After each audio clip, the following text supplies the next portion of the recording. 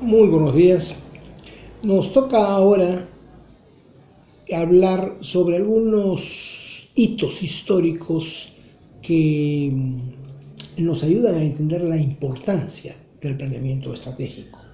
Y es cómo ha evolucionado de lo militar al gobierno y a la sociedad civil el concepto de planificación. Quizás lo más antiguo que hoy día conocemos es el pensamiento de Sun Tzu, este famoso funcionario chino que sistematizó toda la experiencia de guerra de los reinos combatientes, esos 250 años de lucha que terminaron en la unificación de China.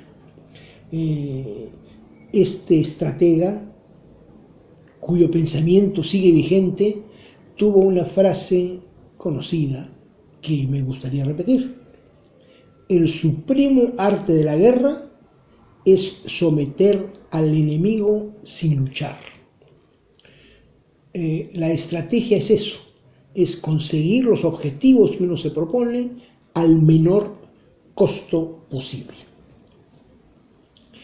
Estas aplicaciones militares del concepto del planeamiento estratégico las tenemos en grado superlativo en un Alejandro Magno, el hijo de un rey, Filipo de Macedonia, un reino al norte de Grecia que no había tenido mayor importancia, que logró vencer a las fuerzas atenienses, el mayor ejército y el más experimentado ejército de la época. Estamos hablando de 400 años antes de Cristo, y cómo su estrategia, que era la combinación de su falange y de su caballería, logró establecer la técnica que habíamos mencionado antes del yunque y del martillo, que golpeaba al enemigo, se ingeniaba para poder golpear al enemigo por delante y por atrás, eliminándolos, destruyéndolos.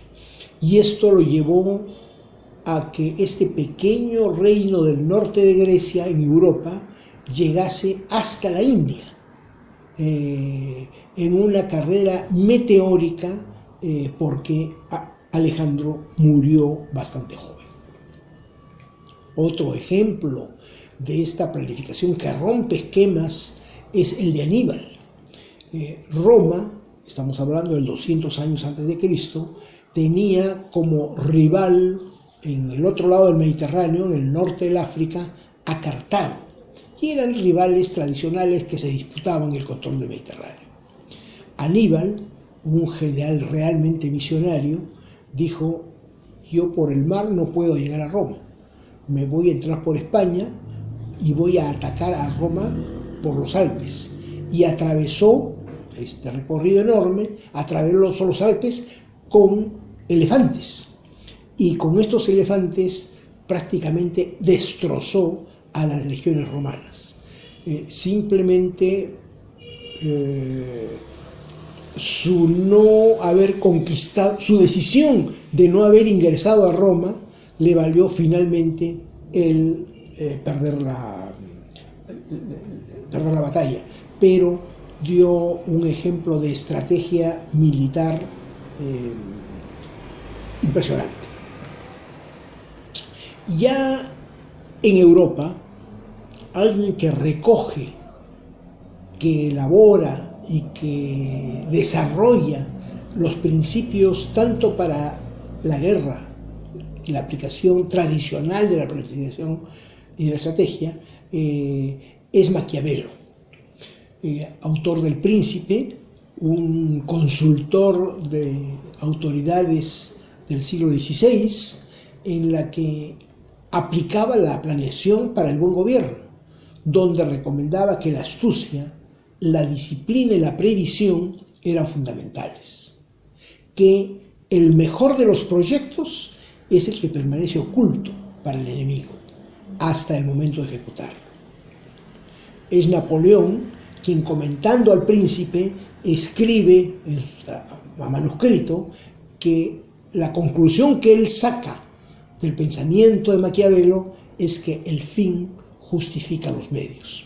Cuando escuchamos esta frase, pensamos en Maquiavelo, pero debemos subrayar que es una anotación marginal que Napoleón pone a la obra del príncipe. Ya en el siglo pasado hay algunos hitos que se muestran en la diapositiva que marcan el siglo, ¿no? Donde la Segunda Guerra Mundial tiene un rol fundamental, la crisis de los 70 tiene otro rol fundamental, entre otros hitos importantes. Y esto lo traemos a colación porque es el inicio de la planificación estratégica en el ámbito empresarial. Al término de la Segunda Guerra, las empresas se enfrentaban como nunca antes a una gran incertidumbre, al riesgo, a la inestabilidad y a un ambiente sumamente cambiante. La planificación estratégica, en el caso de la Shell, como recordábamos en alguna sesión anterior, fue la respuesta. Este concepto se generaliza, se difunde rápidamente con la crisis del petróleo de los años 70. En los años 70 se desarrolla una crisis del petróleo. Los países árabes se dan cuenta de que están recibiendo migajas por su petróleo, que es la sangre que movía Europa y Occidente. Entonces deciden subir el precio, ¿no? Y de $9 lo suben a 40. Esto genera un invierno espantoso en Europa, donde la gente se moría de hambre, de frío, porque no podían pagar la calefacción. Y genera simultáneamente dos fenómenos económicos no acostumbrados, no previstos. Una inflación, que ya la ciencia económica había encontrado la forma de solucionarla, pero en simultáneo con una deflación. Este contexto hace replantear el rol del Estado y el rol del mercado. Los años 70 son muy importantes porque entonces esta necesidad de planificar frente a la incertidumbre se hace prácticamente norma en el mundo empresarial. En el Perú, y hablo en este momento al sector público, tiene también una pequeña historia. El año 62, motivado, pues todos lo saben ustedes, por la Alianza para el Progreso, se inicia el Instituto Nacional de Planificación. Se va desarrollando, se expande mucho el gobierno militar, hasta que llega Fujimori y el año 92 lo desactiva. Tuvieron que pasar más de 10 años para que el CEPLAN, el Centro Estratégico de Planeamiento, vuelva a constituirse y está aún en esta etapa de ir ganando espacios de decisión.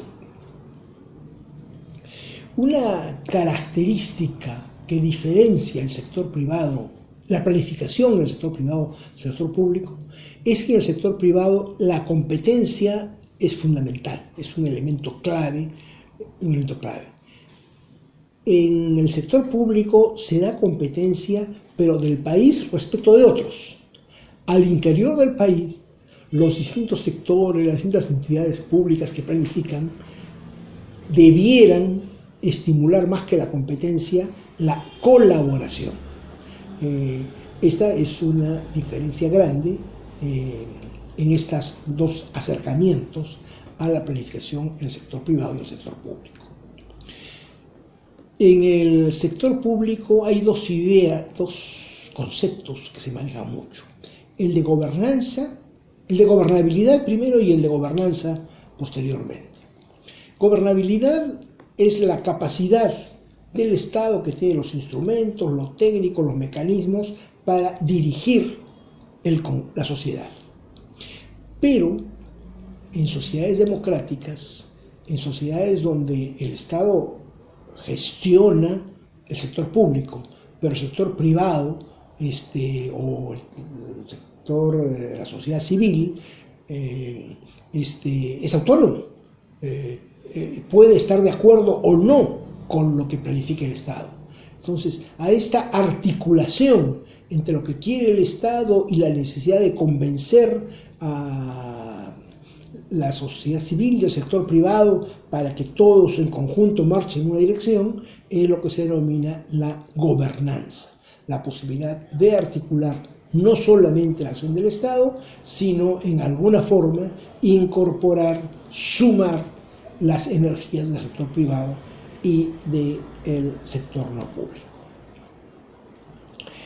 Estos conceptos de planificación hoy día están totalmente generalizados y queremos referirnos al Perú porque es donde nosotros nos movemos. Es así que en las regiones, todas las regiones planifican. No como se debieran, tenemos todavía un problema de capacidades. Muchos lo hacen por cumplir una norma y que después la archivan en la biblioteca, pero se planifica. Y este es un fenómeno que hay que incentivar y que hay que hacerlo que funcione.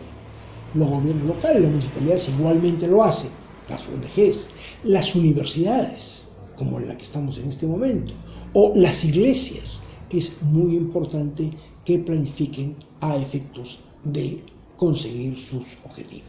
Un folleto, un artículo muy interesante que da una visión panorámica de lo que es la planificación estratégica, especialmente en el sector público, y que subraya el concepto de colaboración en el sector público, es el de nuestro amigo Daniel Medianero, que recomendamos su lectura.